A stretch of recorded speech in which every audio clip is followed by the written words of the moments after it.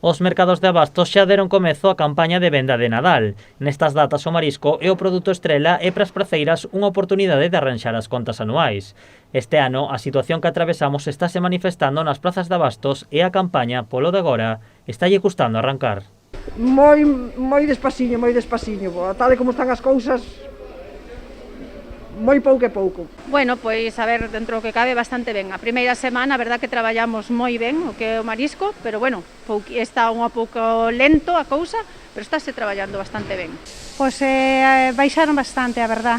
O marisco ten este ano un prezo máis reducido que nas campañas anteriores. Bueno, as primeiras 2 semanas estuvo un poquinho máis económico, agora parece ser que hai un pouquiño menos e está aumentando o que é o precio. Pero bueno, tampouco non é moito, Sí, un pouquiño máis baixos. Sí, aguántanse, non se dispararon como outros anos. Está un pouco máis barato, pero ainda sigue caro para a xente se non ten cartos.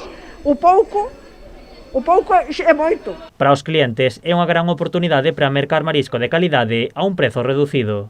Pois algún xa temos comprado, algún sentolo, algún camarón, porque senón despois chegan as fechas esas e xa vai demasiado caro para nós. Xa vai subindo un pouquiño, pero bueno, con este, co tema do COVID, está barato. Si, eu empecín a comprar os centolos.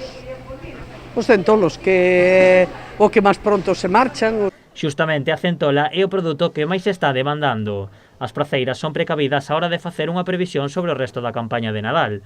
O que agardan é que a situación mellore para que os clientes anímense a volver ás prazas.